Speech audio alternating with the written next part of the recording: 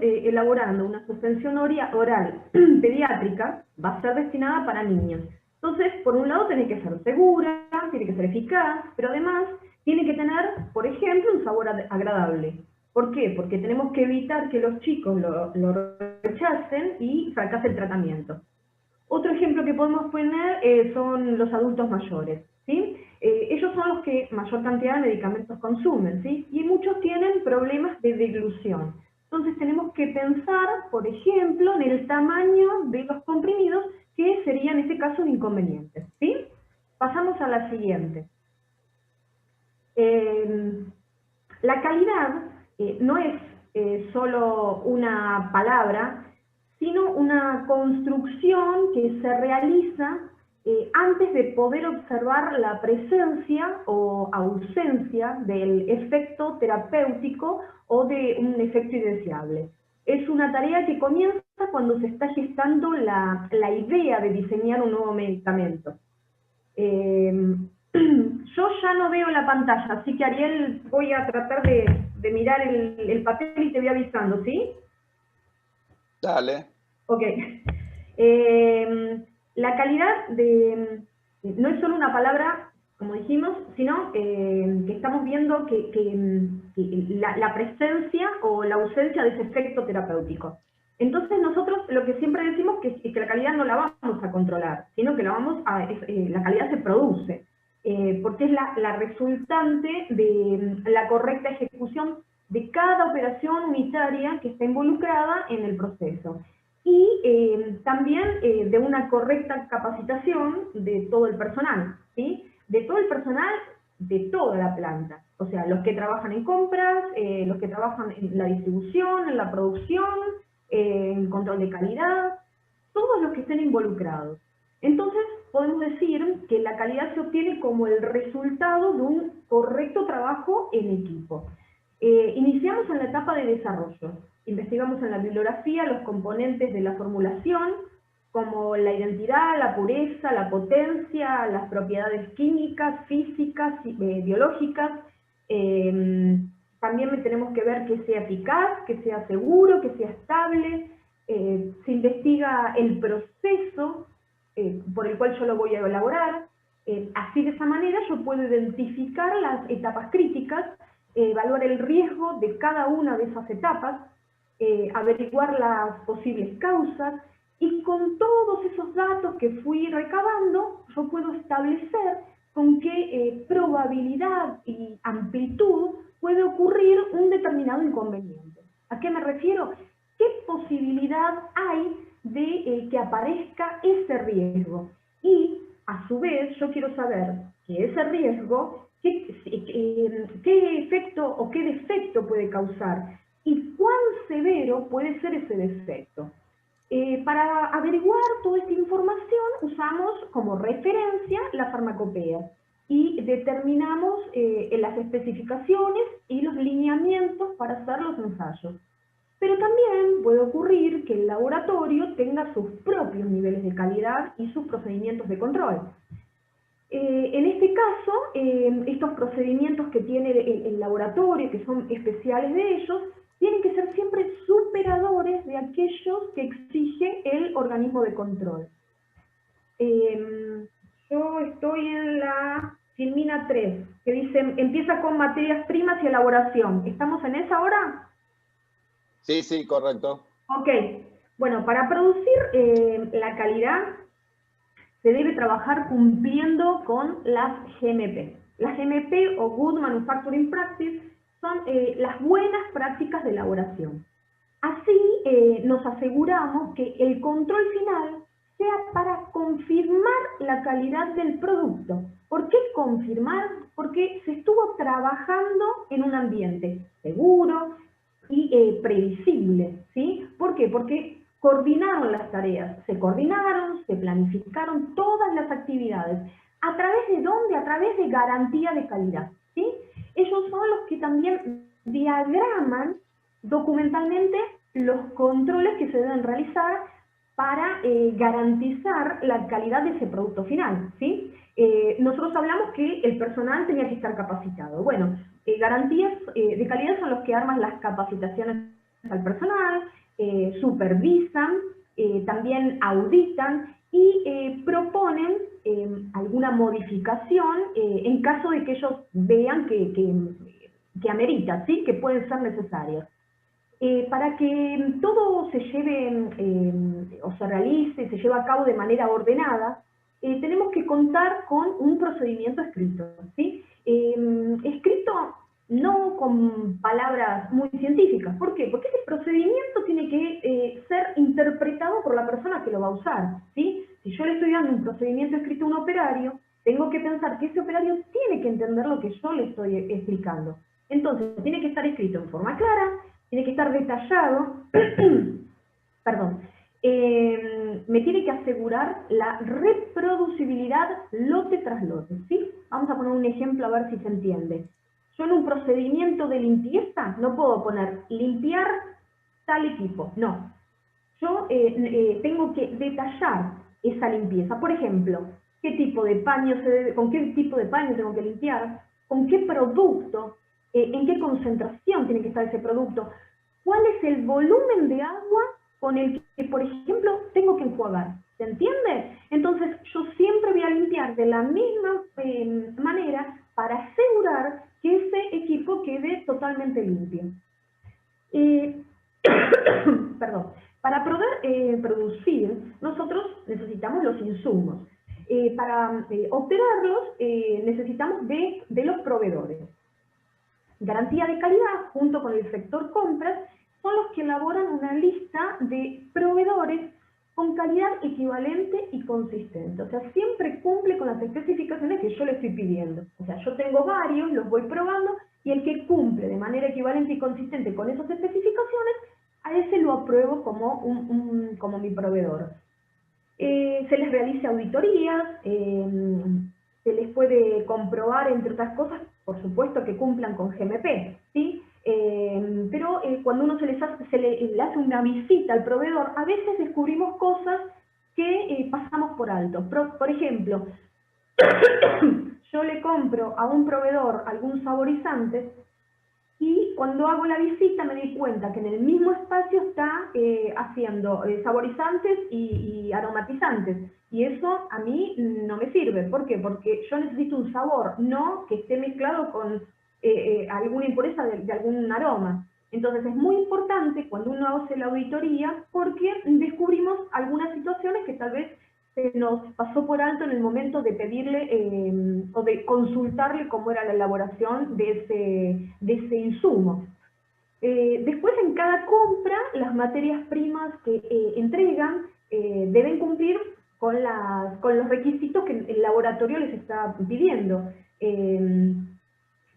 Para poder pasar de proveedor a proveedor calificado. A los proveedores que se les compra material crítico, ya sea porque es muy costoso o porque usamos un volumen muy grande, se los puede seguir evaluando en el tiempo. Y si siguen siendo consistentes y siguen cumpliendo con esas especificaciones que nosotros les pedimos, no tienen rechazos, entonces puede pasar a ser un proveedor certificado, ¿sí? Pasando a control de calidad. En control de calidad se van a validar las técnicas analíticas que ellos utilizan para realizar sus análisis. ¿Por qué las tienen que validar? Porque de esta manera se van a asegurar que el método que están utilizando es el apropiado, es el correcto para lo que ellos quieren medir, ¿sí? Si el método que usan está en la farmacopea, en este caso, tal vez no lo validan, pero sí tienen que hacer la verificación, ¿sí? Porque pensemos que las condiciones del laboratorio de cada uno no son las mismas que las que están en la farmacopea. Entonces, de esa manera se verifica que estamos cumpliendo con todos los parámetros. Cuando control de calidad aprueba un lote de materia prima, este lote ya se puede liberar para usarlo en producción. Control de calidad también analiza los productos intermedios, los productos terminados y toma muestras en producción y hace los controles microbiológicos tanto a los productos como a puntos de agua y áreas de elaboración. Podemos pasar a la siguiente. ¿Me escuchás, Ariel? Ahí está. ¿Sí? Listo. Ok. Bueno, garantía de calidad es el responsable final. Es el que aprueba o no el lote que se encuentra en depósito. Para poder liberarlo a la venta, antes hay que controlar el batch record. Ustedes ya lo escucharon, que nosotros se lo nombramos en los trabajos prácticos, que el batch record es la hoja de ruta, la guía de manufactura, donde está toda la información, toda la historia de ese producto que yo, de ese lote en particular que yo estoy haciendo la producción, ¿sí? Están todos los resultados de los controles, hechos con el momento que se hizo, con la firma y quien controla al que hizo, al que recabó el dato, están los rótulos, todo lo que fue recopilado. Si cumple con las especificaciones, entonces Garantía hace la aprobación final del producto para poder recién ahí comercializarlo. Pasamos al siguiente, Ariel. Listo. Listo. El proceso, el proceso se define en realidad en la etapa de desarrollo, ¿sí? Y ahí es donde se determinan las especificaciones para ese producto. Esas especificaciones ahí voy a tener los límites, dentro de los cuales deben estar siempre los resultados de los controles. ¿Por qué? Porque yo así me aseguro que el proceso se fue realizando de forma correcta y que el producto que yo voy a obtener va a mantener sus características. ¿De qué? De calidad, que sea estable, o sea, las características de estabilidad y que las características de funcionalidad durante todo el tiempo de vida útil de este producto, ¿sí? Además de tener escrito y detallado el método de elaboración, tenemos que tener validados los métodos analíticos, el procedimiento de limpieza que ya hablamos, calibrados los instrumentos, también los equipos calificados, y el personal debe estar capacitado para hacer ese trabajo que le estamos indicando que haga, ¿sí? Cuando se tiene toda esa información, lo que se hace es desafiar esos límites que yo puse. Entonces voy a medir la capacidad de que permanezcan no afectados, ¿sí? Que los valores no se vayan de esos rangos, aunque yo lo fuerce a mi proceso con deliberadas variaciones en esos parámetros, ¿sí? Esto lo que me va a esto lo que me va es dar información sobre ese proceso, cuán confiable es, ¿sí? Me va a hablar de la confiabilidad del proceso cuando yo lo llevo a cabo en condiciones normales. ¿Por qué? Porque si yo lo desafío y me sigue dando los parámetros dentro de las especificaciones, entonces cuando yo lo llevo a cabo en condiciones normales, también va a estar dentro de las especificaciones. Yo así lo que hago es, se demuestra que cualquier variación no me va a modificar los resultados. Y todos los lotes que yo voy a ir fabricando van a ser reproducibles, es decir, que voy a obtener siempre un producto robusto, ¿sí? Cuando yo valido, lo que hago, como dijimos, es, perdón, es desafiar el proceso. Buscar corroborar que esos resultados son válidos y Susana, consistentes. Sí. Susana. Sí, Sí, sí. Tomás Rótolo está haciendo una pregunta. Adelante, Tomás, podés abrir el audio. No, que ya está, ya me respondió indirectamente. Nada, preguntaba que bueno, si está vos bien. modificando Entonces, las variables medías si era robusto o no el proceso. Sí, era eso justo. Gracias. Sí, exacto, exacto. Si no se entiende... Es importante acá tener en claro cuál es el leitmotiv para el cual nosotros estamos validando un proceso. En lo que es la industria farmacéutica, todos nuestros procesos y etapas y operaciones tienen que estar validadas. ¿Eso qué significa? Que, como vos dijiste, vamos a estar desafiando cada uno de esos puntos críticos luego de haberlos identificado para poder garantizar que nosotros tengamos reproducibilidad lote a lote, independientemente de quién sea el operario que está trabajando. O sea, la idea es que si yo estoy haciendo un mezclado, tendré que ver cuáles son los puntos críticos a tener en cuenta para garantizar que ese mezclado que se realiza en ese equipo en particular, a esa velocidad en particular, por un tiempo determinado, por pueda ser reproducible y que siempre llegue a valores esperados. Entonces, cuando ella explicaba lo de las validaciones, tiene que ver con eso, y se hace en todas las etapas. Las validaciones se hacen en conjunto, sea a partir de garantía de calidad, que va a determinar cómo va a ser ese plan de validación, y junto con los demás departamentos, control de calidad, producción y todo, se va a ir determinando.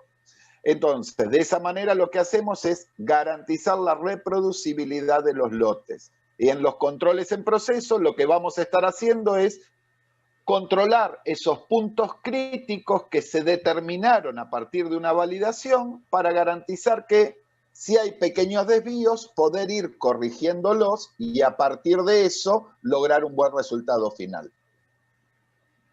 Seguí, Susana. Y no sé si entendieron lo de desafiar. Si quieren les pongo un ejemplo. Por ejemplo, en una línea de llenado aséptico, ¿no? Desafiar el proceso es, por ejemplo, yo a propósito voy a cortar la energía eléctrica, marco cuando la corto y voy a marcar cuando el equipo electrógeno se puso en funcionamiento. Pueden pasar segundos, pero igual yo voy a marcar lo que yo estuve llenando en ese momento. Y después les hago un análisis a ese llenado aséptico de ese producto. ¿Para qué? Porque yo desafía el proceso generando un inconveniente, a propósito, como fue ese cambio de la energía eléctrica al el equipo electrógeno. Y veo si hubo algún cambio en las características de mi producto final, ¿sí? Si se mantuvieron y están dentro de las especificaciones, entonces quiere decir que cuando yo trabajo correctamente también van a estar, ¿sí? Eso es desafiar al proceso. ¿Se entendió? ¿No? Sí, sí. Buenísimo. Sí, se entendió, se entendió. Ok, Sí, sí. ¿sigo? Dale, Bueno, dale. cualquier cosa me detienen.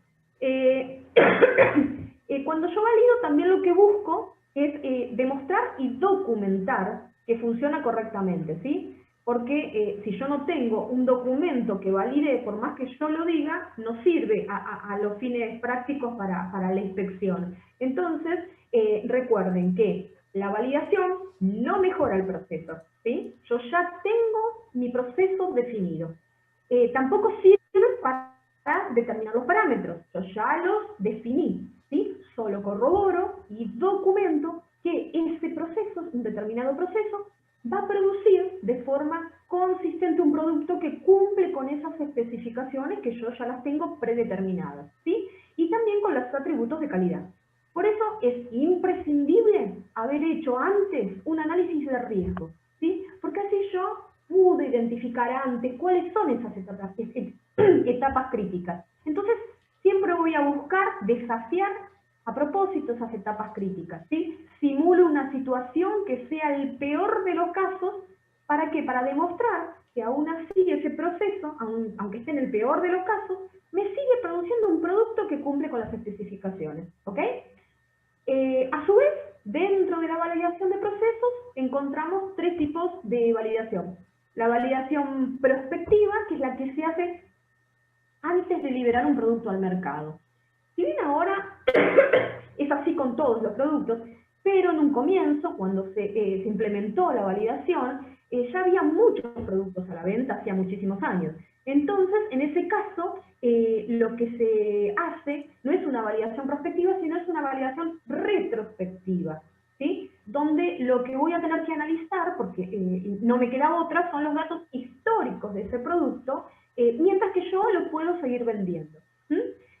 También tenemos la tercera, que era la validación concurrente. Esa es la que se hace en simultáneo mientras yo ya estoy comercializando. Largo el producto al mercado y hago la validación. Y después hay una que no la tomaría como una cuarta, sino que es la revalidación. Yo revalido, o sea, vuelvo a hacer esa validación si hubo algún cambio de proveedor, de proceso, no sé, de equipo, porque puede ser que un equipo no sea equivalente, es decir, que no funciona de igual manera al que tenía. O también lo puedo hacer de manera periódica, ¿sí?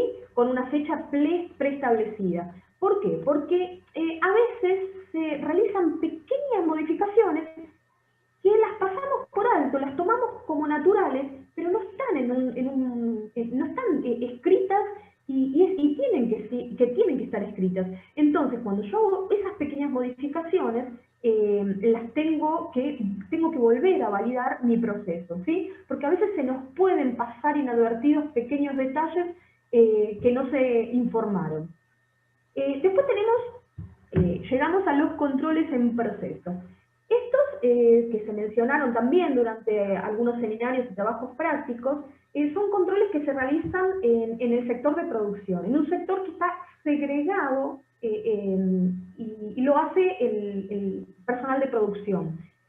Se van haciendo para monitorear el proceso y si es necesario se van ajustando las variables para asegurar que el producto obtenido cumple con las especificaciones. Son ensayos muy sencillos, porque yo necesito que sean sencillos y rápidos, ¿sí? Estos ensayos se seleccionan, yo los selecciono por su criticidad. Los realizan, bueno, con una frecuencia que ya está preestablecida, los resultados los anoto en el batch record, como dijimos, tienen que ser rápidos para que me permita hacer una corrección inmediata en el proceso. Porque si no, yo veo un desvío y si no lo corrijo, voy a llegar a estar fuera de especificación, ¿sí? Entonces, esto también evidencia deficiencias de operaciones anteriores. Si yo estoy teniendo problemas en el llenado de la matriz, me puede estar diciendo que hubo una deficiencia en el mezclado, ¿sí? Por eso decimos que nos da información también de etapas anteriores, ¿ok? Una vez que el producto ya pasó por todas las operaciones unitarias, control de calidad realiza los controles a ese producto terminado. Entonces, la variación no se lleva a cabo en cada proceso productivo, no, si eso recuérdenlo, sino que lo realizamos en fechas que ya las tenemos preestablecidas. Mientras que estos controles en procesos se realizan en todos los procesos productivos, lo mismo que los análisis del producto terminado, ¿sí? ¿Podemos pasar a la siguiente? Decime cuando la pongas. Listo. ¿Listo? Ok. Listo. ¿Cómo? ¿Listo? Sí, listo. Ok, no te escuché, perdón. Dentro de los controles en proceso tenemos los caracteres organolépticos, como el aspecto, color, el olor. Tenemos los caracteres morfológicos, como la forma, las dimensiones, los caracteres posológicos, como el peso, los caracteres mecánicos, como la fuerza de ruptura, que también la pueden llegar a escuchar o ver en la bibliografía como la dureza, y la friabilidad. Y después tenemos los caracteres de biodisponibilidad como la desintegración. Después están también los controles del producto terminado, ¿sí? Estos se realizan en control de calidad, como tenemos el ensayo de disolución, el de productos de degradación, impurezas, valoración del principio activo, uniformidad de contenido, y después se pueden hacer ensayos adicionales, que eso va a depender de la forma farmacéutica o de la monografía, ¿sí? Pasamos a la siguiente. Listo. Ok, bueno, vamos a resumir todo lo que vimos. Vamos a usar, por ejemplo, un ejemplo. Dentro del proceso de elaboración de comprimidos, que es lo que estuvimos viendo durante toda la cursada hasta ahora, tenemos la compresión como una operación unitaria, ¿sí? El llenado de las matrices, como les explicamos, se considera crítico. ¿Por qué? Porque la dosificación es volumétrica. Entonces, una variación en el peso va a causar una variación en la dosis. Es decir, yo voy a variar ese peso, varía la dosis y obvio va a variar la calidad final de ese medicamento. Entonces, si le realizamos el control de peso, que es un control en proceso, yo rápidamente voy a saber si ese valor está dentro de las especificaciones, ¿sí? En el caso de que no estuviera, en el caso de que estamos fuera de esos límites, le hacemos un ajuste a la comprimidora y vuelvo a estar dentro de especificación. Entonces, como ven, de forma sencilla podemos evitar rápidamente estar fuera de especificación o llegar a finalizar la producción de un lote que puede ser rechazado. Y en síntesis, lo que estuvimos viendo es que la calidad de ese producto final la estuvimos elaborando y no la estuvimos controlando. El control es para ver que estuvimos trabajando siempre de manera correcta, cumpliendo las GMP. Diego, te paso a vos. ¿Se entendió todo o alguna duda, alguna consulta? Buenísimo. Sí, se entendió. ¿Ok? Si no, cualquier cosa podemos sobre el tema. ¿Listo? En este punto, lo importante es como redondeo, digamos, en lo que es el circuito de calidad, tengan en cuenta cuáles son las distintas etapas en donde nosotros vamos a tener que estar garantizando esa calidad. Y eso va a comenzar desde la auditoría que se le hace a un proveedor para poder comprarlo, que nosotros tenemos que tenerlo calificado, hasta el ingreso de las materias primas, cuáles son las características de esas materias primas o insumos que vamos a tener que controlar. Luego, en lo que sería la etapa de producción, cuáles son los puntos que en producción tienen que haber controles. Y luego la parte de empaque, de que está dentro de producción, y acondicionamiento primario, secundario y la parte de expedición. Todo eso lo va a estar controlando garantía de calidad, que va a garantizar que todo ese proceso se hizo de acuerdo a normas. Cuando ustedes les preguntan qué normas, la que quiera el laboratorio aplicar. Nosotros, por ley, tenemos la obligación de aplicar la normativa argentina y tenemos que responder a la farmacopea argentina. Pero ¿cuál es la dificultad que tenemos? En el caso de que la farmacopea, nosotros querramos exportar a Estados Unidos, como la farmacopea argentina tiene algunos parámetros que difieren de la farmacopea americana, nosotros para exportar a Estados Unidos tendríamos que cumplir la farmacopea americana. Si nosotros vamos a exportar a Japón, vamos a tener que cumplir con los lineamientos de la farmacopea japonesa. Por lo tanto, las definiciones que va a utilizar un laboratorio, los parámetros o los límites van a estar definidos por el mismo laboratorio. Y eso va a ser en función de su mercado. Nosotros, por ejemplo, si trabajamos exclusivamente en Argentina, no necesitamos cumplir con muchas otras cosas que nos pedirían en otros países. Pero ténganlo en cuenta que eso lo definimos nosotros. Y lo que ella explicaba, que es algo muy importante, tengan en cuenta esto. Parece un eslogan, pero es la realidad. La calidad no se compra, la calidad se fabrica. Ustedes pueden comprar los insumos de primera calidad y en un mal proceso productivo tener un producto deficiente, malo, de los peores de todos. O de la misma manera pueden comprar materias primas que son buenas, pero quizás no son las tope de gama, pero con un buen proceso ustedes van a poder tener un muy buen producto, nunca superando la calidad original. Pero ténganlo en cuenta eso. Bueno, Diego, podemos avanzar. No sé, Dale, vamos paso a la a la otra siguiente. Filmina. Obviamente les pido, chicos, que todas las dudas que tengan, nos paren, nos pregunten, nos interrumpan, no tengan miedo. Por favor, están habilitados para hacerlo desde ya. Bueno, vamos a ver un poco, a separar los controles farmacotécnicos en polvos y granulados, comprimidos y cápsulas. Vamos a la siguiente, Ariel, por favor. Bueno, acá vamos a ver un poco de polvos y granulados. Lo que tienen en rojo, por ejemplo, donde dice IPC, van a ser controles que se realizan, como recién les comentaba Susana, durante el proceso. Por ejemplo, ahora vamos a ver algunos. En donde dice I+D, van a ser los ensayos que se realizan en investigación y desarrollo, que es la etapa inicial, donde se gestiona el producto. Prácticamente el 100% de estos ensayos se van a realizar en esa etapa de investigación y desarrollo. Y donde dice CC, hablamos de control de calidad, que se realiza cuando tenemos el granel ya finalizado o el producto terminado. Tengan en cuenta siempre que la diferencia entre granel terminado y producto terminado es que el granel se denomina el producto que todavía no está acondicionado en su envase primario, mientras que el producto terminado es el producto que ustedes compran en la farmacia, ¿sí? Ya en su envase primario, con el prospecto, con la etiqueta, con el estuche, ¿sí? Que son envases secundarios. Una aclaración, una salvedad nada más, van a ver que hay alguna terminología que está en castellano y otra que está en inglés, como por ejemplo la sigla IPC, es control de proceso en inglés, la ponemos no por una cuestión de esnobismo en inglés, sino porque realmente en la industria, cuando comiencen a trabajar, los que aún no trabajan, van a escuchar y van a decir IPC. Entonces, queremos que se vayan familiarizando con los términos que van a usar todo el tiempo en el día a día cuando estén trabajando. Pero tengan en claro que IPC es control de procesos, ¿sí? Nada más que eso.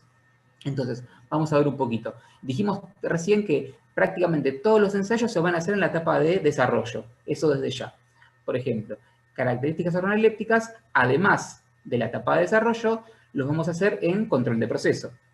Análisis granulométrico, iba a decir, ustedes lo hicieron, este año no lo hicieron, pero vieron en qué etapa se hace en los distintos trabajos prácticos. Es un ensayo que no es rápido, recién Susana les decía, un control en proceso debe ser rápido y me debe dar un resultado concreto en minutos. Un análisis granulométrico, como vimos en el primer TP, es un poco engorroso, tarda en proveernos un resultado. Generalmente ese análisis, ese ensayo queda para la etapa de desarrollo, pero no se hace en el día a día, en el lote a lote para los productos. En líneas generales, siempre vas a tener algún producto que puede llegar a tenerlo por alguna particularidad. Humedad, sí, humedad además de desarrollo, lo hacemos en el IPC, vamos a ver durante el trabajo práctico de hoy, durante el seminario de hoy, perdón, el ensayo de humedad es bastante rápido y nos va a dar datos relevantes para luego ser utilizados en la compresión. Y van a tener mucho impacto si se cumple o no se cumple la humedad de ese semielaborado. Fluidez también, ustedes vieron cómo hacemos el ensayo de fluidez, por ejemplo con el ángulo de reposo, y es un ensayo que tampoco es sencillo ni rápido, ¿sí? Entonces, también queda para la etapa de desarrollo, pero no se hace en el lote a lote, en el día a día en producción. Uniformidad de peso y contenido, ahí sí, además de investigación y desarrollo, la hacemos en control de proceso, con las balanzas, y después vamos a ver que esto de uniformidad de contenido, que eso también lo hacemos en control de calidad cuando tenemos el granel ya finalizado o en el producto terminado. Y desde ya la valoración de principio activo, además de hacerla en desarrollo, la vamos a hacer en el producto terminado. No se hace en control de proceso la valoración de principio activo porque ya sea que hagan una valoración con una titulación o potenciométrica, HPLC o GC, son ensayos que van a durar de 3-4 horas a 24 horas. ¿Está bien? Entonces, repito, control de procesos, Susana se les comentó re bien, van a ser ensayos rápidos y simples. Le tienen que dar información online para poder decidir en el durante el proceso. ¿Sí? Yo estoy comprimiendo durante 8 horas seguidas y saco una muestra a los 20 minutos, tengo que tener el resultado en ese momento, no puedo esperar 8 horas, porque dentro de 8 horas termino el proceso. Sí, los controles en proceso, ténganlo siempre en cuenta, son controles rápidos que me tienen que dar información en el momento, como para yo poder decidir qué hacer en ese momento. Vamos por favor a la siguiente.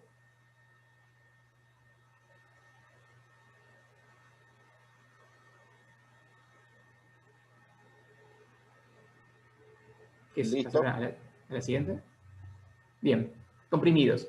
Bueno, características organolépticas, controles en proceso, además de desarrollo, características morfológicas, obviamente la forma, el color, también la vamos a hacer en control de proceso, además de desarrollo, las características mecánicas que vamos a ver con más profundidad en el seminario de hoy, fuerza de ruptura, lo que antes denominaba dureza, ya hoy en día fuerza de ruptura, pero en la jerga, en el día a día, todavía todos le decimos dureza, así que vamos a ir acompañando los dos términos, por lo menos hasta que dureza desaparezca. Les aclaro que dureza ya no se utiliza más porque, para no confundir con otro término que se utiliza en mecánica de elementos, que justamente también se denomina dureza, y para no confundir es que se especificó más este ensayo como fuerza de ruptura y no ya como dureza.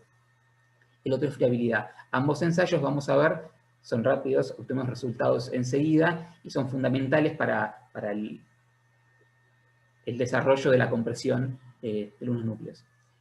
Luego tenemos características químicas, la valoración del activo, valoración de productos de degradación, valoración de impurezas, van a ser todos ensayos que van a llevar su tiempo, van a llevar por ahí más de 10 horas, por eso desde ya no van a ser controles en proceso, sino que van a hacerse en la etapa de desarrollo, por supuesto, y también en la etapa de control de calidad de producto terminado o de granel ya terminado. Humedad, al igual que pasó recién con la mezcla de polvos, la hacemos, además de investigación y desarrollo, perdón, en control en proceso. Y solventes residuales, la vamos a hacer obviamente en desarrollo y también en control de calidad de producto terminado. generalmente porque los solventes residuales se hacen por GC. La farmacopea de Estados Unidos separa los solventes residuales como en 3 categorías, y en la primera categoría, depende de qué solvente sea, podrías hacerlo con una pérdida por secado que sería más rápida, pero es un caso muy específico, digamos. En la generalidad, para determinar un solvente residual lleva tiempo, por lo tanto no va a ser tomado por nosotros como un control en proceso. Pero hay algún caso específico que podría ser que sí. Vamos a la siguiente, por favor. Bueno, peso promedio y características posológicas. No me voy a detener mucho aquí porque tenemos un par de diapositivas donde vamos a especificar bien la diferencia entre los 3 ensayos, pero tengan en cuenta que tenemos uniformidad de peso, que como bien se los dice, lo que vamos a ver básicamente es la diferencia de peso que tenemos en varios comprimidos. La uniformidad de contenido, que lo que busca es que en cada comprimido tengamos la cantidad que tenemos que tener del activo, ¿sí? Y luego, uniformidad de contenido por peso, que vamos a ver cómo lo hacemos, por qué lo hacemos y qué se tiene que cumplir para que podamos hacerlo. Lo vemos en un par de diapositivas más tarde. Y luego, parámetros de biodisponibilidad, tenemos test de desintegración y test de disolución. Tengan en cuenta que el test de desintegración es un ensayo rápido, por eso se hace un control de proceso, además de investigación y desarrollo. Y en el test de disolución, ahí sí tienen que, además de desintegrarse el comprimido, disolverse el activo y yo poder cuantificar ese activo, ¿sí? Entonces, ese ensayo de test de disolución va a tardar mucho más. Estamos hablando de horas, de al menos 4, 5, 6, 7, 8 horas, ¿sí? En obtener resultados. Mientras que el test de desintegración quizás en menos de 10 minutos, depende de lo que tarde en desintegrarse el comprimido, lo vamos a ver durante la charla de hoy, tenemos ese resultado. Por eso el test de desintegración sí es un control en proceso, mientras que el test de disolución no lo es. Sí es un ensayo de control de calidad. Obviamente, el test de disolución nos aporta mucha más información porque nos dice que no solo el comprimido se desintegró, sino que además el activo se disolvió como corresponde o no. Bien, mientras que el test de desintegración solamente nos dice si el comprimido se desintegró. Repito, test de desintegración nos da menos información, pero en el momento. Test de disolución nos da mucha más información, pero tengo que esperarla. Entonces, si yo estoy comprimiendo, saco muestras cada 30 minutos, no puedo hacer test de disolución cada 30 minutos porque voy a tener resultados mañana. No me van a servir de nada para mi proceso de hoy. Sí lo haré para probar el producto, pero en el momento que estoy comprimiendo voy a necesitar hacer el ensayo de desintegración para ver que no tenga ninguna particularidad, ningún problema durante mi compresión o algún problema que haya tenido antes que tenga impacto justamente en el proceso de compresión. Vamos a la siguiente. Bien, y cápsulas es muy parecido a comprimidos, solo que no van a tener un par de ensayos, pero básicamente es muy parecido. Características organolépticas en control del proceso y en desarrollo, lo mismo que peso promedio, test de desintegración, humedad, ya uniformidad de peso y uniformidad de contenido vale exactamente lo mismo que dijimos que para los comprimidos, lo mismo para el test de disolución y lo mismo para la evaluación de principio activo. Sí, obviamente, en las cápsulas no le vamos a hacer dureza y no le vamos a hacer friabilidad. Ahora, cuando vemos más los ensayos de dureza y friabilidad, se van a dar cuenta por qué no tiene sentido hacerle dureza a una cápsula o hacerle friabilidad a una cápsula, ¿sí? Vamos a la siguiente. Bueno, esta es simplemente una descripción de todos los ensayos en los cuales nos vamos a meter un poco hoy.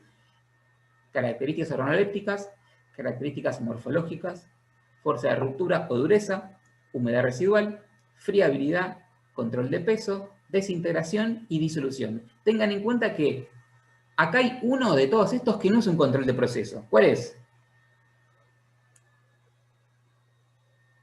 Disolución. Perfecto. Disolución no. Perfecto, Nicolás, perfecto. Disolución. Entonces, ¿por qué lo ponemos? Justamente porque suele dar la confusión disolución y desintegración. Por eso es que ponemos todos los ensayos de control en proceso y además aclaramos un poco de disolución para que les quede bien claro, lo vamos a ver al final de la clase, qué es disolución y qué es desintegración, aunque ya más o menos lo contamos un poquito. Vamos a la siguiente.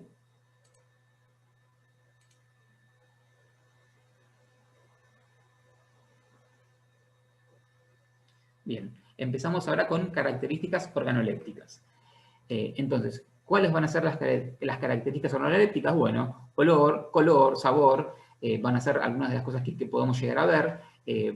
Para verificar el color, eso va a depender mucho de la especificación. La especificación va a depender mucho de ustedes como laboratorio de productos medicinales, ¿correcto? O sea, ustedes, por ejemplo, pueden tener, vayamos a un producto común, hacemos un sildenafil símil Viagra, ¿correcto? Entonces, obviamente, como en el seminario pasado, Ariel les decía a los chicos de nuestra comisión, por ahí marketing define que el color de nuestro sildenafil sea igual al del original, que es el Viagra. Entonces, todos los sildenafil, si los ven, van a ser azules.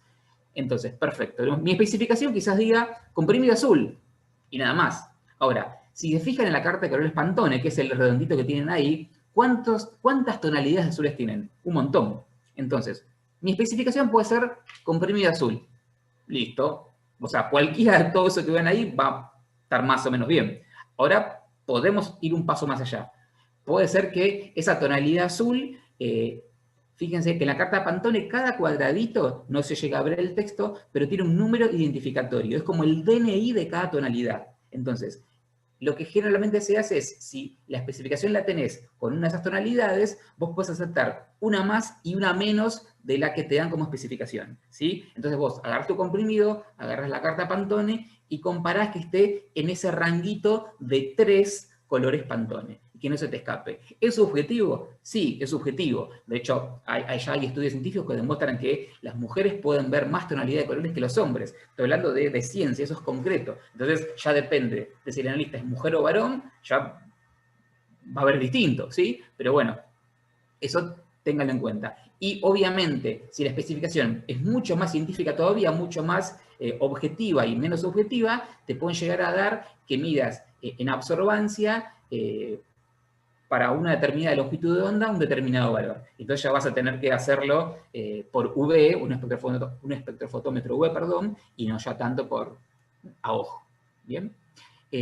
Entonces. También, Pablo, Diego, una de las cosas que hay que tener en cuenta que, como él dijo, la especificación la va a estar determinando el laboratorio. Hay para productos que la variación de color, que no sea muy significativa, no es algo crítico, con lo cual nosotros somos que vamos a definir esa amplitud. Pero siempre hay que tener en cuenta que el color es un parámetro que utiliza el usuario o el paciente para identificar los comprimidos. Con lo cual, si el usuario en determinado momento ve que un comprimido tiene un color que difiere con el comprimido que él tomaba habitualmente, ¿qué es lo que va a pasar? El comprimido es el mismo, pero seguramente se va a asustar y eso va a hacer que o no lo consuma o lleve ese comprimido al ANMAT para comprobar si no es una falsificación. Partiendo de la base que fue un error de producción, la ANMAT, ¿qué es lo que haría? Vendría a nuestro laboratorio, nos pediría las muestras de control que nosotros tenemos que guardar en el museo para corroborar si efectivamente ese producto es original o no es original y valorarlo. Todo eso trae dificultades y en términos generales, cada vez que interviene un organismo contralor, lo primero que se hace es un bloqueo del lote, con lo cual podrían hacer que nos genere un callback, o sea, un recall de mercado, o sea, traer el producto de todos los que nosotros vendimos hacia el laboratorio. Todas esas operaciones son costosas. Entonces, por eso es importante tener bien claro y cómo tienen que ser definidos esos colores. No hay que variarlos. Una cosita que Diego, no sé si les dijo, me parece que no, es cuando nosotros hablamos de olor y de sabor, tengan en cuenta que nosotros estamos abarcando un poco la generalidad del ensayo, ¿sí? Y es claro que, como un ensayo farmacotécnico, nosotros no vamos a agarrar un comprimido y no lo vamos a comer para ver si el sabor es agradable. Esas cosas se desarrollan a nivel de desarrollo. Normalmente, para definir el sabor de un comprimido, en general se van haciendo pruebas inactivos. Hay equipos electrónicos que nos pueden detectar los sabores, y en general, si no, se van a tender a enmascarar, pero no es un ensayo que vamos a estar haciendo en proceso. Lo del olor, si bien se define en la etapa de desarrollo, tengan en cuenta que es muy importante que un operario, si fue y antes de poner los comprimidos en blistera, al abrir la bolsa, siente que hay un olor que no es el característico de ese producto, pues debería declararlo a su supervisor para ver qué es lo que pasó y cuáles fueron los inconvenientes que pueden haber estado. Entonces, tengan en cuenta, para toda la medición de estos parámetros se puede hacer, como dijo Diego, por forma visual directamente, con lo cual vamos a tener variabilidad en función de uno u otro operador. Vamos a poder utilizar elementos comunes como lupas, podemos trabajar con parámetros más específicos como puede ser una espectrofotometría, con lo cual ahí podríamos determinar exactamente cuál es el color que nosotros tenemos. ¿Y qué son los defectos que nosotros vamos a estar observando normalmente? Sería en un comprimido. Si nosotros tenemos una superficie porosa, bordes estriados, comprimidos pegados, rotos, con rebabas, moteados, puntos negros, olor desagradable. Bueno, esto es simplemente un listado. Lo que a nosotros nos interesa de este seminario no es enumerar un listado, sino es a partir de estos datos que nosotros vamos obteniendo de un determinado lote, poder hacer una prognosis. ¿Qué significa? Poder hacer un diagnóstico de qué es lo que está pasando y a partir de ese diagnóstico poder corregir y modificar las variables para que ese lote llegue a buen puerto cuando venga el examen o control, por control de calidad, para liberación de producto terminado. Si yo hablara, vamos a tratar de hacerlo un poquito interactivo. Si yo hablara de que tengo un comprimido con una superficie porosa, ¿qué piensan ustedes? ¿Por qué puede deberse eso?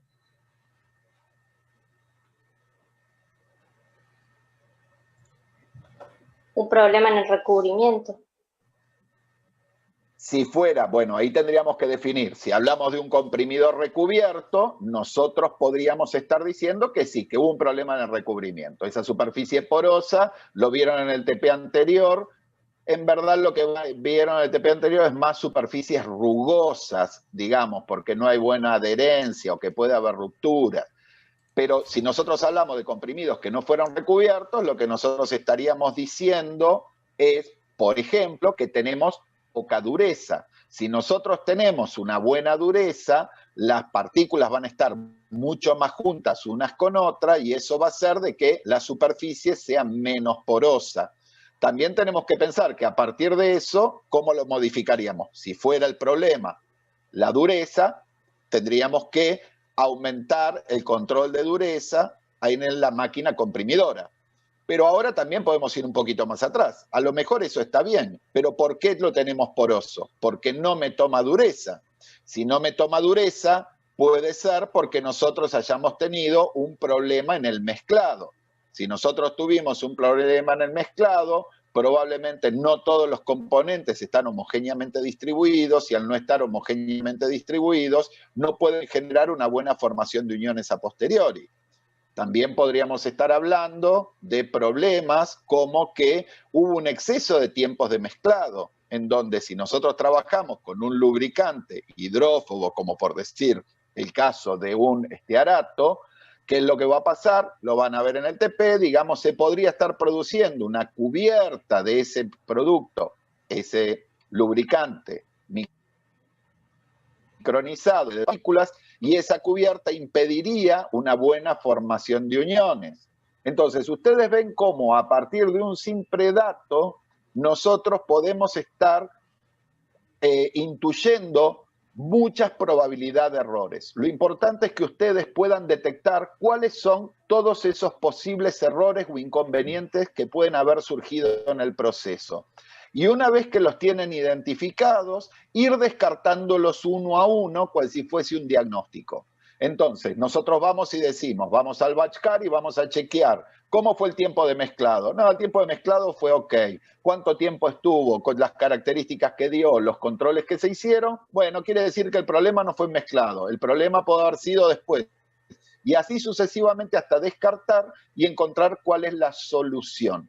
Lo importante es que nosotros como profesionales, a diferencia del técnico, que es más un trabajo mecánico que está haciendo sobre un determinado proceso, nosotros realmente tenemos que conocer el proceso para poder determinar cuáles son las variables que tenemos que tocar. Si, por ejemplo, ahora hablamos de bordes estriados, ¿qué es lo que piensan ustedes que podría ser el origen de un borde estriado?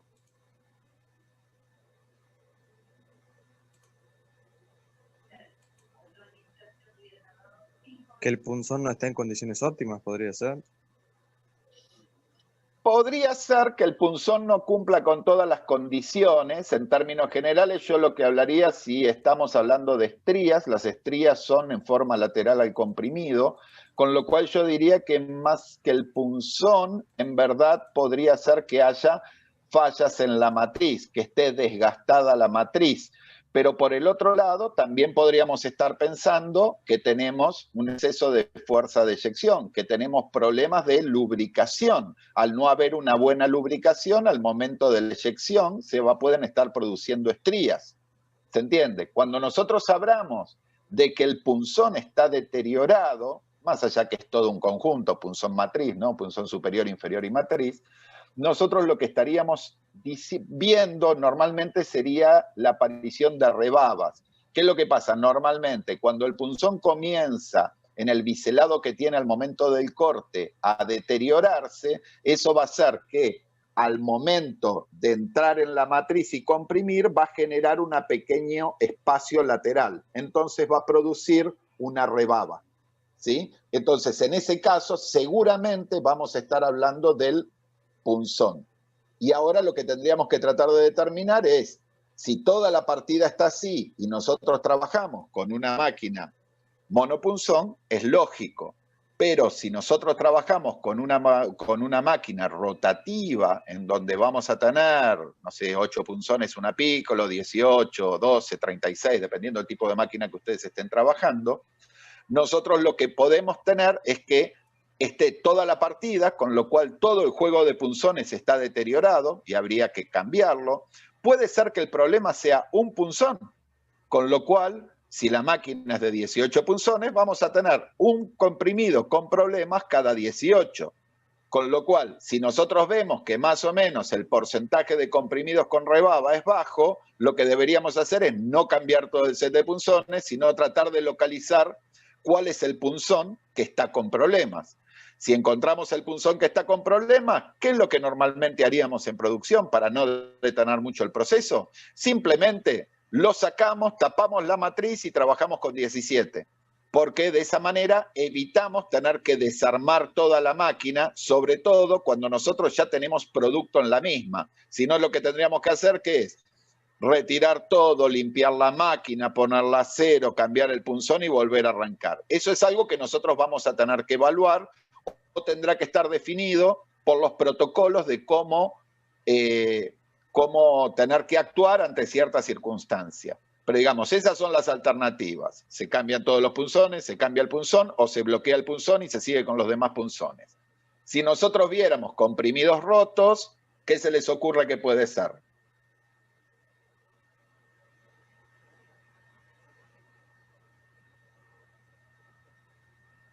Falta de dureza, problema mezclado. Faltas de dureza, por ejemplo. Otro de los problemas que puede ser problemas de mezclado. En el problema de mezclado, ¿qué puede haber pasado para que se rompa el comprimido? Demasiado. Y también de magnesio. Exacto, o sea, lo que puede haber cuando hablamos de problema de mezclado es que no pudimos mezclar, hacer un mezclado homogéneo, o por el otro lado, también podemos hablar de, acá Damián está poniendo exceso de fuerza de compresión, podría ser un exceso de fuerza de compresión, en donde ya no es que falta compresión, falta fuerza, entonces no logra dureza, sino que ya superamos la dureza y estamos generando fractura, con lo cual podríamos estar generando un capping, por ejemplo, que lo deben haber visto en el TP anterior dentro de una de las posibilidades. Otra de las posibilidades entonces era desmezclado. Puede ser por falta de tiempo de mezclado o por exceso de tiempo de mezclado. Puede tener que ver con el lubricante que no se homogenizó o con que se homogenizó demasiado o está en excesos de cantidades, ¿sí? Puede ser que la falta de lubricante al momento de la eyección lo rompa, exceso de fuerza de eyección. Tengan en cuenta que normalmente la fuerza de eyección es un dato que nosotros recibimos, no es una variable que nosotros tocamos normalmente. Con lo cual, si nosotros vemos que la fuerza de eyección la estamos teniendo demasiado alta, lo que vamos a hacer que es lubricar, por ejemplo. Cuando nosotros hablamos, estamos tirando ideas, ¿no? Moteados, puntos negros, olor desagradable. ¿A qué se le ocurren que pueden ser esas cosas? Punzones oxidados. Punzones oxidados. Bueno, sí, podría ser. En verdad que tengamos un punzón oxidado es difícil porque tenemos que, no está mal la respuesta, pero la realidad es que en términos generales, antes de armar la máquina, lo primero que va a hacer el armador, digamos, el que está en las comprimidoras, va a revisar eso. Pero cuando nosotros tenemos un desgaste en la punzonería, sí nos podrían aparecer partículas de metal que podríamos llegar a estar viéndolas como puntos negros. Acá hay una persona que no sé. Oxidación claro, de principios activos sensibles. Correcto. Entonces, nosotros, si vemos puntos negros, yo lo primero que voy a pensar es contaminación, que por ahí lo dijeron, por eso estamos hablando de puntos negros. Podemos hablar negros o marrones oscuros, podemos hablar de oxidación, entonces ahí tendríamos que empezar a ver cuáles son los componentes de la fórmula. Por ejemplo, si nosotros estamos trabajando con un complejo polivitamínico y se nos ocurrió poner hierro en el medio, ustedes saben que el hierro es un fuerte catalizador, con lo cual las probabilidades de que me produzca puntos de oxidación son muy importantes. En ese caso, a momento de desarrollo, tendríamos que estar pensando en la posibilidad de trabajar de una manera diferente. Por ejemplo, con hierro, fumarato o alguno de ellos, pero microencapsulado. Entonces, de esa manera, nosotros lo que vamos a tener es que el hierro, si bien forma parte de la estructura de esa matriz, de alguna u otra manera está separado. Y eso lo van a ver más adelante, que se podría trabajar o con cápsulas en donde trabajamos con micropellets, en donde cada uno tiene un activo diferente y eso nos garantiza mucha más estabilidad porque hay menos relación entre ellos. Podemos hacer, si no es muy fuerte la interacción, podríamos estar trabajando en donde tenemos una granulación por vía húmeda, en donde incorporamos activos y después en forma externa incorporamos otro activo para que no haya una unión tan íntima. Podemos estar hablando de comprimidos de 2 o de 3 capas, había un Dristan en su momento. Acá una chica, no alcancé a leer, decía, por ejemplo, que puedan ser manchas que vengan del aceite o grasa de la máquina. Tengan en cuenta que si bien nosotros utilizamos aceites o grasas para lubricar las máquinas que son grado alimenticio, no significa que las podamos comer. Significa simplemente que no son tóxicas o altamente tóxicas, pero que, bueno, hay que evitarlo. Si tenemos un olor desagradable, claramente es degradación a alguno de los activos. Cuando hablamos de olor desagradable, nos referimos a un olor desagradable que difiera del olor tradicional de ese activo, porque hay activos que huelen mal. Y en general, si tenemos un activo que huele mal, en desarrollo lo que vamos a tratar de hacer es de enmascararlo. Y si es mucho lo que muy feo como está oliendo, bueno, ¿cómo podríamos hacer? Un recubrimiento, por ejemplo. Entonces el paciente no tenderá a sentirlo. Si son moteados, no sé si alguno había puesto por ahí, no alcancé a ver, moteados podría ser una migración del colorante, ¿sí? Entonces, si yo veo un comprimido moteado, probablemente yo haya tenido una migración. Si yo les digo a ustedes que estoy trabajando, hice un secado en lecho fluido, ¿ustedes podrían estar hablando de migración?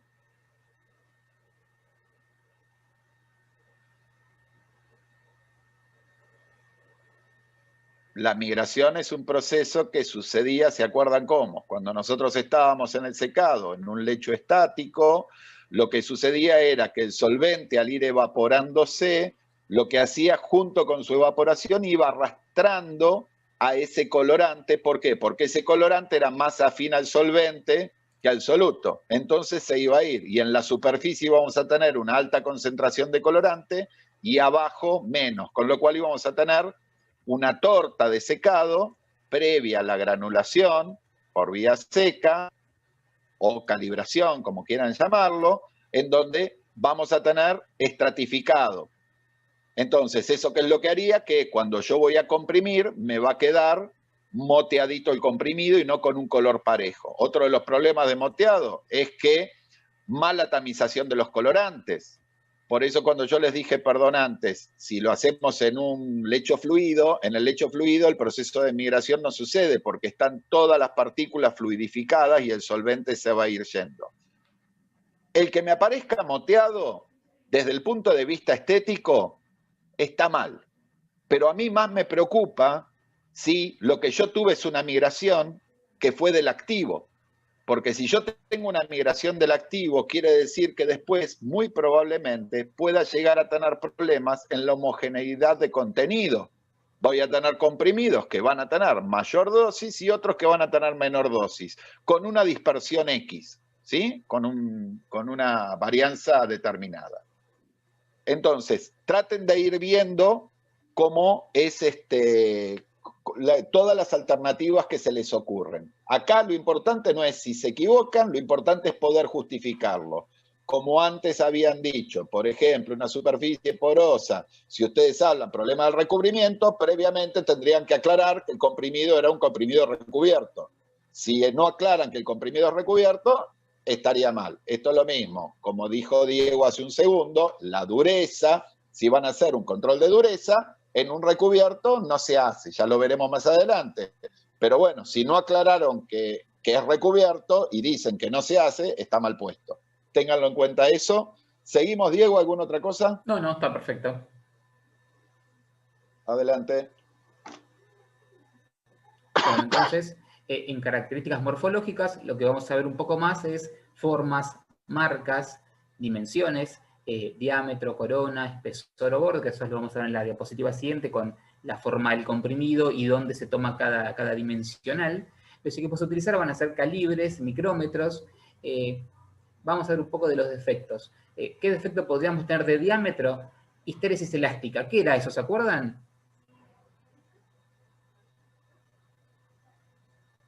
Alguno que lo diga, porque por chat va a ser muy largo, que se habilite el micrófono. Expansión elástica residuales. Correcto. ¿Qué era eso? ¿Te acordás? Sí, era después del proceso de compresión, parte de esa energía se podía expresar como una expansión de comprimido. Y que después, por ejemplo, no entre en el blister o, por ejemplo, que se rompa el comprimido. Fantástico. O un capping. Eso, ténganlo claro todos. O sea, por eso es que nunca es aconsejable recubrir apenas termina la compresión. Porque una vez que ustedes finalizan la compresión, se genera esta expansión elástica residual y entonces si ustedes terminan de comprimir y recubren inmediatamente, luego esa expansión elástica se puede dar y van a ver quizás que el comprimido recubierto se raje o tenga algún daño. Está perfecto lo que dijo su compañero. Alguna variación de espesor pueden llegar a tener. ¿Eso por qué podría llegar a ser?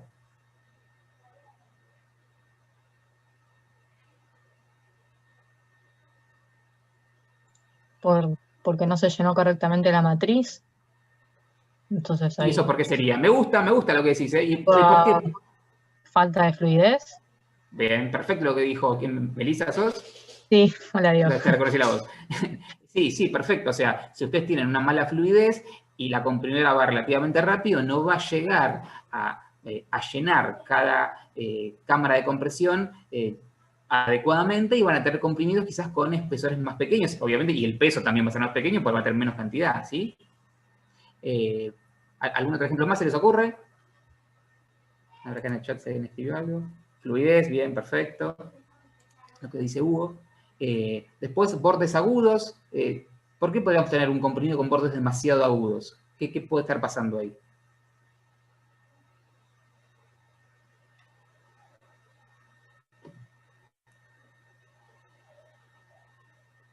Algún problema de desgaste con los punzones, con las matrices, que hace que justamente los bordes de los comprimidos sean muy agudos, y eso probablemente luego nos va a traer problemas de friabilidad, que lo vamos a ver en un ratito. Vamos a la siguiente, Ariel.